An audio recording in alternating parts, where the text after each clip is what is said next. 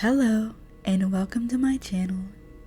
It's your boy, Tranquil Comrade, and since it's officially spooky season, I'm here to read you scary stories. Before we start, I'd like to thank the writers who allowed me to share their stories on my channel. I'll go into more detail about them as we get to their stories. Be sure to check the links in the description for more information on how to support them. Sit back, relax, and let's get into it. This first story is by Reddit user Simba the Savage 8. It's titled, "For All Those Who Want to Be Perfect." Trigger warning, this story does include self-harm as part of a ritual. You, yes you with the button nose and those ugly eyes, the person that nobody likes, the ugliest one in the room, the one that is excluded from everything, the one everybody laughs at when their back is turned, cast into the shadows, the outcast of outcasts. Deep in your heart though, you want to be like them, perfect all the time. True, isn't it? I know you, don't deny it. Don't cry, I have an idea. I have a way to make it all better. Just listen carefully. I want you to take your sharpest knife and make 13 cuts on your arms. It doesn't matter which one. Rub garlic on them. Make 3 sixes on your forehead. Then take your knife to your eyes and twist it behind. Let them pop out. By doing this, we will be connected. I will give you strength. I will give you power. I will give you eternal beauty. No longer will people laugh at you. You will be the green-eyed goddess that will be the talk of the town. People will respect you. People will love you. Those who once hated you, forget about them. I will deal with them. You always resented them for their cute looks and awesome talent, but I will harvest them and give it all to you. Everything. I will even let you choose how they will die and suffer. Hearts ripped out, brains torn to shreds, suffering in internal agony. Your choice. So take up your knife. Listen to my words, follow me, and everything will soon turn out perfect. That's pretty hardcore. That was pretty spooky, not gonna lie guys. 10 out of 10, very creeped out. Very bad vibes. I think this is a really interesting take on beauty standards and the things people will go through to be perfect. I hope after the ritual that they at least give them their eyes back. Otherwise, what's the point, you know? I don't want to be hot if I can't see.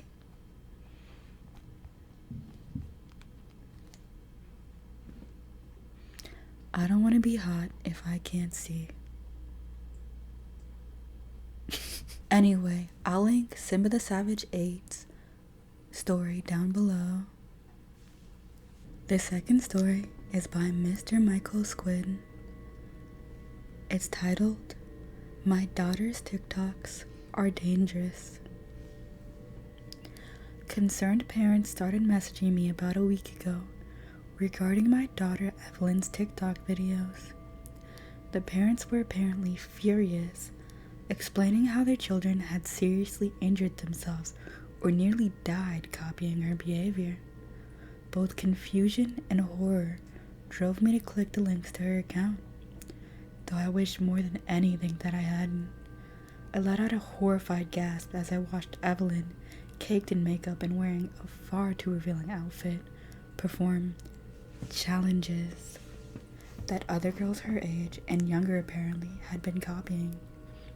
She'd smile her perfect teeth through cherry red lipstick and bobbed left and right to some popular song as she enacted these trends she was apparently starting. The first one chilled my blood. Evelyn bobbed her head back and forth while plugging a phone charger into an outlet in an overly dramatic manner. My heart sped as I watched her continue to film herself from inside what appeared to be a bathroom. The image of her face suddenly warped and shifted, and I realized that the camera was filming from within the water of a bathtub. On the bottom of the image was a hashtag liquid selfie. My heart pounded as I clicked other links that had been directed my way as if I was somehow to blame. The next was even more disturbing. Evelyn performed a sultry dance of sorts in a crop top before placing the phone down on a surface. She then danced back from the camera, revealing a short skirt and fishnet stockings. I watched in horror as she then dragged into frame a wooden chair with a large kitchen knife heavily duct taped to the front edge, blade up. I swallowed the lump that grew in my throat as I watched Evelyn hold her hands over her head before arching backward into a backbend over the knife. The blade's tip was mere centimeters from her spine, and she nearly slipped before laughing into the camera, finishing with a handstand and clearing the dangerous obstacle. 1.2 M was on the bottom right of the screen, under a heart icon, and I felt sweat trickle down my forehead when I realized what that meant. 1.2 million likes, 59.5k shares. At the bottom of this particular clip was the hashtag bladed backbend. I clicked on the profile icon of my dolled up smiling daughter, and my jaw dropped open. There were almost a dozen different trends she apparently had been proliferating throughout the internet in the past week and a half. In every one, she was scantily clad and smiling as she performed each terribly dangerous feat. I made the mistake of clicking the comment section of one. There were hundreds of messages from people who were all clearly impressed and inspired, adoring Evelyn in the dangerous actions performed in her videos. Many replies were videos of other users who'd copied the challenges and mimicked her routines. I didn't have the heart to click on those. The girls that seemed to all be inspired by her and copying her actions looked young and naive. It broke my heart. I glanced through a few more, clenching my jaw at the sight of each of the shocking and extremely dangerous challenges Evelyn was broadcasting to the world. In one short video, she'd propped up the phone on the edge of a rooftop and danced her way backwards until her entire body, dressed in a low-cut romper, was in view. I could tell she was a few stories high, the city's skyscrapers visible in the background. I felt a queasiness in my stomach as I watched my daughter walk backward 5 paces, then proceed to do a series of cartwheels towards the camera, less than an inch from the edge. 510k likes, 21.8k shares.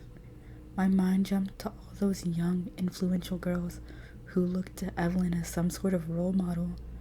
Evelyn, all dressed up, smiling and dancing as she flirted with the disaster in a series of deadly performances that seemed to be spreading across the internet like wildfire. Eventually, I closed the app and deleted it from my phone. I'd seen enough. I will not share her username for others to discover her account. I want those posts to get as little exposure as possible, though it seems too late, as her followers are in hundreds of thousands.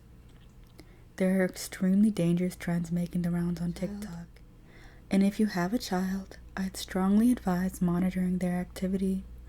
I've tried contacting their customer support to take down her account, but have had no luck so far. Aside from that, there's nothing we can do. I trembled with pain and sadness when I learned about these dangerous and impossible posts. The threat to the safety of others is horrific, to say the least, but not as horrific as the reality of the situation I'm now witnessing. My wife and I have already been devastated with grief, so it's almost too much to bear. The fact of the matter is Evelyn died in a car accident back in April. These disturbing posts on her account began just a week and a half ago, nearly 2 months after her death. Oh my gosh, that twist was crazy. I didn't expect that. I was surprised. I guess it just didn't make sense to me that they didn't just take their daughter's phone. I was like, wow, I mean, pretty bad parenting to just not know that your daughter's doing all this crazy stuff. But, now that I know she's dead, that makes a lot more sense. Wow, that was so good. I'm gonna link their page down below and the story. Be sure to go support Mr. Michael Squid. That story was amazing. I'm shooketh.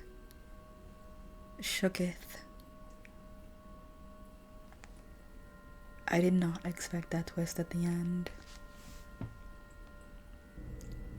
This story is by Reddit user Ashura5000, and it's called Dimatic Behavior. My father was a lighthouse keeper. He worked 365 nights a year without a break, staring into the abyss. My mother never complained. If anything, when we complained, she would simply tell us to be quiet. Your father's work is very important, she said, but never elaborated further. I would join my father on occasion, looking out over the sea. It was boring work. Sometimes sleep would take me, but my father would always shake me awake. There would then be a lecture. He constantly told me of the importance of lighting up the sea at night. At no point did he mention that it was for boats. When I was 28, I went on to the internet and searched for the boating route we were looking after. I should learn more about what I was going to be dedicating my life for, after all. But what I learned surprised me. There were no boating routes. None at all. If anything, it seemed like this was a path of rock and water that most of the world seemed to ignore. I was confused. I confronted my father. I questioned what he was doing this for, since it seemed nobody needed it. He told me that that night we wouldn't light the torch. It was time to learn the truth. That night, my father stood beside me as we stood in the darkness. Watch me, he told me, and so I did. For hours I stared out at the sea, wondering what it was I was meant to be looking at, but only seeing black and hearing water, and then, in the distance, a single white spot, a light. Remarkable, I thought. Was there another lighthouse across the way that I had never noticed before? Impossible, I realized. The watery depths were... I froze. The light was drawing closer. Watch, my father repeated. It was approaching. A single circle approaching the lighthouse. It was growing in size. I turned to him, fear gripping me. It had swayed, like it had a body. Watch. It grew closer and closer. The waves were different now. The waves were different? Yeah. The waves were different now. They weren't moving with the wind. Was it footsteps? Soon it was on us, the light blinding and blocking our ability to see what it was. It loomed over us. I heard something new, a sound like heavy breathing. That was the point my father reactivated the lighthouse. He illuminated a creature, one larger than anything I had ever seen before. A single eye, a light, glared in our direction. and then blinked as it slowly returned to the water. I watched it go as my father placed a hand on my shoulder. I understood.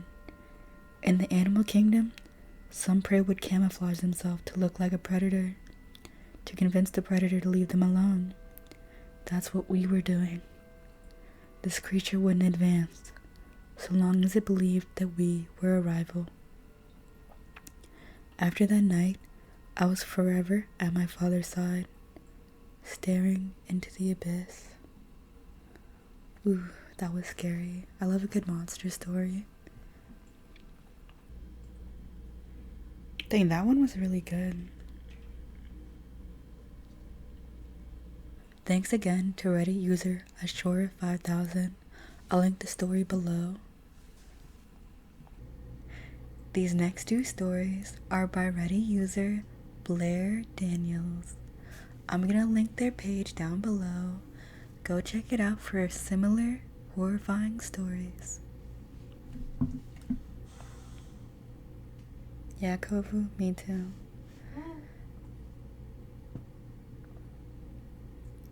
The title of this one is I Think I'm Trapped in a Hallmark Movie.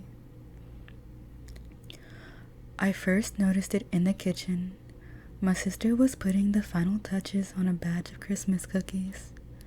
Turning to get more icing, she bumped the plate with her hip and it flew into the ground. Oh gosh darn it. What? Gosh darn it, I chuckled. Who are you and what have you done with my sister? Brittany stared at me blankly. Look, I know my sister. She swears like a 50-year-old sailor drunk on cheap beer. Ruining an hour's work of cookie making should have at least elicited a fuck. But it didn't. I see. This an act for Jonathan. I see. This is an act for Jonathan. I winked at her. Don't worry, I won't tell. What are you talking about? She asked. I bent down, picking up shattered pieces of cookie. You know, your constant swearing. Your secret's safe with me. I reached for another piece of cookie, picked it up, threw it towards the garbage. Instead of falling in, it ricocheted off the edge. Ah, fuck. I froze. At the exact moment I'd said fuck, a car horn had blared outside, drowning it out completely. I frowned. Fuck. Another car horn. As I cursed, a strangely loud flock of geese cawed outside the window. What the dog bark is going on here? I stared at Brittany, eyes wide. She ignored my question. We have to bake more cookies, she continued, as if I hadn't said anything. If the Christmas celebration tonight doesn't impress Christopher, he's going to shut down the community center. Forever. The community center? When have you given up? Train whistle. About the community center. Since I started Woofies. What? You know, my business. Baking dogs Christmas cookies. I frowned. These cookies are for dogs? She nodded. Okay, look, what has gotten into you? I stood up, brushing the crumbs off my hands. You don't even like dogs. You say they make too much noise and poop everywhere. You don't even like animals, period. Or kids. That reminds me, Christopher's nephew is going to be at the celebration. He's an orphan and he loves dogs too. I think I'm going to surprise him with the puppy from the shelter. I stared at her. What? It's going to be so awesome. Don't you love Christmas? I threw my hands up. You're acting really weird right now. I'm going to, go rest for a while, okay? She nodded, eyes wide and a perky smile on her face. That's when I noticed something else. She wasn't wearing her usual outfit of a black tank top and skin-tight jeans. Instead, she was wearing a bright red sweater and neat skirt. Her hair, which was usually tied up in a messy bun, fell in perfect loose waves around her face. "You're dressed weird," I muttered. She just smiled back at me. I trudged out the kitchen, through the family room. I was about to climb the stairs when I stopped. Something's different. Well, for one, my mom's house was clean, which was super weird because she's a borderline hoarder who keeps everything from 20-year-old Christmas cards to free pens. The clutter was gone, a fire was going in the fireplace, and a fluffy red throw sat across the sofa. Weird. But there was something else. My gaze caught on the mantle above the fireplace. Even from a distance, I could tell the photos were different. I'd seen the photos there a million times. The dorky photo of me in braces I hated, the photo of the four of us and our cat, they were burned into my brain. Not one of the familiar photos remained. I stepped closer, studying the photos.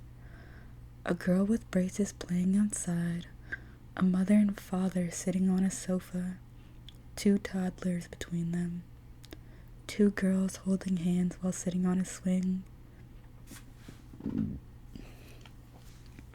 My heart dropped, every muscle in my body paralyzed. They weren't us. They looked like stock photos of a family that roughly, very roughly, resembled ours. I ran up the stairs, my head was spinning, my throat dry. What's going on here?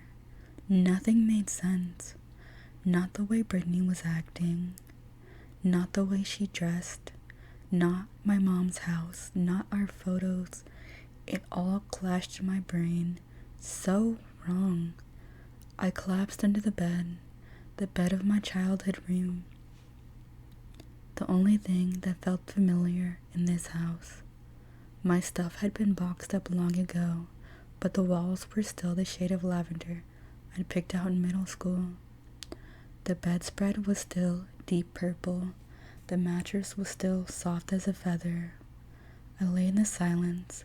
Funny how now there were no random car horns or flocks of Canadian geese. I was almost drifting off to sleep when I heard it. Footsteps in the hallway. "Brittany?" I called. But they sounded louder, heavier, like a man's footsteps. I shot up in bed, my heart pounding. Our father had passed away several years ago. Christmas dinner wasn't for a few days. Too early for our uncles to be here. I backed away, heart drumming in my chest. "Hello?" I called out. The footsteps paused. "Who's there?" I shouted. The footsteps resumed, closer now, so close that they were right outside the door. "Brittany," I shouted, hoping she could hear me. "Brittany, there's someone." The door opened. My voice died in my throat. A man stood there. A naked man, with only a small towel wrapped around his waist. He stared at me with dark, hungry eyes. Then he smiled. "Hey, honey, are you okay?" I screamed. "Honey, what's wrong?" The man was rushing towards me. I ducked underneath his outstretched arms and ran to the door. Down the stairs, out the front door. I heard Brittany shouting behind me, but I didn't listen. I kept running and running. In a few blocks, I reached town, but it wasn't our town. It was a cutesy little town that time forgot, with shops lining the sidewalk and tinsel strung up between the street lamps. Gone were the liquor stores, rowdy teenagers, an endless supply of litter. And yes, there was even a community center, but not our community center, of stained concrete and smashed beer bottles in the parking lot. No, it was now a darling brick building, a Christmas candle burning in each window. No, this can't be. What the fuck is happening? I hurried forward. As I walked, snowflakes began to fall from the gray sky. A few landed on my bare arms. They didn't melt. Hey! Hey! I called out to the nearest person, a woman waiting to cross the street with perfect wavy hair and a bright red pea coat. Hey, can you help me? She turned towards me, a smile plastered on her face. Of course, what do you need? I don't think I belong here. This isn't my town, I faltered. Her grin had faded. She now stared at me, face set in stone, eyes burning with hatred. Then she took a step towards me. I ran. And that brings us here. I've been hiding out behind a perfectly decorated Christmas tree in someone's yard. Don't worry, the house isn't actually occupied. Despite all the cute lights and candy canes, I looked in the windows. The house is completely empty on the inside. So I'm safe. For now. But I don't think it'll be long. There's a ring on my left ring finger, probably belonging to the man back at my parents' house. He'll probably call the police around here and tell them I'm missing. That I seem mentally unstable, that I should be apprehended immediately. At least the internet seems to work. But calling Brittany's number and my mom's has only resulted in static. All I can do now is ask for your help. If you turn on your TV and see a Christmas movie featuring a short girl with a mole on her right cheek and an AC/DC t-shirt, that's me. Help me, please. Help me leave this place before it's too late. Wow, that was like spooky in an unsettling way. I think what I love about that story is that I can't tell if it's a woman having a mental breakdown or an actual supernatural event. This next one is called I Picked Up a Hitchhiker. I was driving through rural New Jersey when I saw him, a hitchhiker, standing by the side of the road, surprisingly well dressed, black suit, slicked back hair, narrow briefcase. Now, I know I shouldn't pick up hitchhikers, but I'm 6'4", 230 pounds, with all kinds of hunting equipment in the back of my truck. It's not like this prissy-ass businessman is going to beat me to death and leave me on the side of the road. Besides, I need gas money. Hey man, I said, pulling over to the side of the road. I'll give you a lift if you pay me for the gas. Of course, he said, in a polite, almost British accent. He reached for his wallet, pulled out 3 crisp $20 bills. This enough? I grinned. That's way more than enough. I greedily snatched the money from him and clicked the locks. Get in, bud. He climbed in. His blue eyes shifted from the crumpled Wendy's wrapper on the dashboard to the mysterious sticky goo on the middle console. Sorry, the car's not clean. I'm going hunting, I said, turning back onto the highway. Hunting. Interesting, he said, in a strangely enthusiastic tone. Have you always liked to hunt? No, it's the funniest thing. Never thought I'd ever hunt. Love animals, got 3 dogs at home. But there are so many deer around these parts. When the winter comes, a lot of them starve to death. Not to mention all the car accidents they cause. I trailed off and we fell into uncomfortable silence. Just hunting for the day then? No, my buddy Matt and I will be out there the whole weekend. He let out a laugh. The whole weekend? Your wife's a saint for letting you go. My wife? How did he? but then my eyes fell on the steering wheel and the silver ring on my finger. Yeah, Mary's a doll. She's actually pregnant, 5 months with a little girl. He gave me a crooked smile. A girl, huh?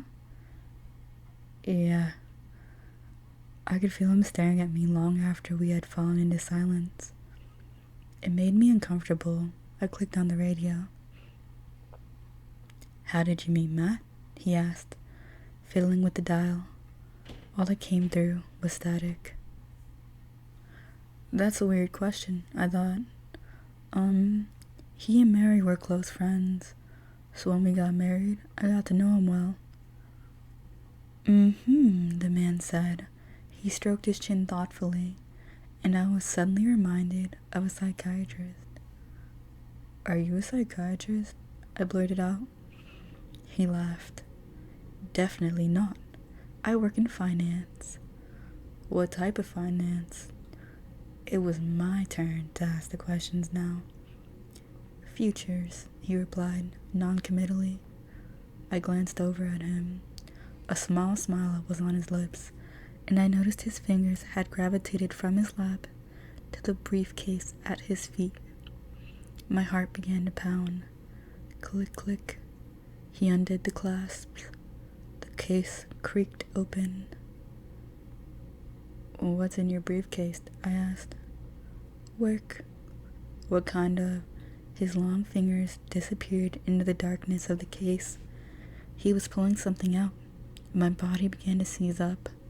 The steering wheel felt like ice under my fingers. I have a lot of hunting equipment back there, I said, so you better not be. I stopped. He was only pulling out a sheet of paper. For a few minutes, he was quiet, reading the paper intently and silently, as if his life depended on it. Scritch, scritch. His fingers slid over it as they traced the text. Then he slipped it back into the case and snapped it shut. What was he reading? I thought. But before I could get the question out, he turned towards me. I could barely see his face in my peripheral vision, but I knew he was staring at me for minutes on end. Then he broke the silence. Don't go hunting, he said, his ice blue eyes pouring into me. What? Turn the car around. Go home to Mary. I paled. I never told him we were going to name our baby Madeline. How did you? He's going to make it look like an accident, he said, his voice gravelly and halting. Just a simple hunting accident. The most punishment he'll endure is 35 minutes in the police station, writing out his statement. But let me off at that diner up ahead. I like the Cobb salad very much. Matt's going to kill me? What are you talking about? He turned to me, eyes wide. What are you talking about? About what you just said. All I said is I'd like you to let me off at the diner, please. He pointed to the exit, curving off the highway. You're going to miss it if you don't slow down. With a shaking hand, I clicked on my blinker, pulled off the exit and into the parking lot. My heart pounded in time with the click, click, clicks of the cool engine. Thank you for the ride, he said. Have a good drive, will you? I couldn't squeak out a reply before the door slammed shut. I didn't believe him, but my nerves were too shot to continue the trip either.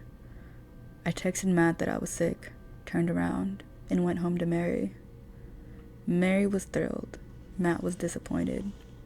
A little too disappointed, if you ask me.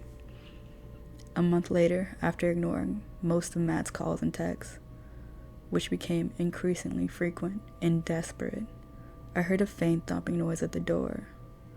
When I flicked the porch light, there was Matt, hunched over our doorknob, holding a lock pick. We called the police. Since then, life has been great. Just a few months later, our wonderful little Madeline was born. And as soon as we got back from the hospital, On our doorstep was a little teddy bear, a pink bow sewed on its head. There wasn't a return address or a card of any kind, but I think I know who it's from. Wow. He's really lucky he picked up that hitchhiker, oh my gosh. Also, Matt is terrible at crime. What is he doing? Oh, he works in futures. How does he make a profit off of this though? What is his business model? Thank you so much for watching, and thanks again to the authors of those stories for allowing me to share them on my channel. If you enjoyed this video, don't forget to like and subscribe for more cozy content. And remember to check out the links in the description to support the authors who wrote these wonderful stories. Thank you so much. Bye.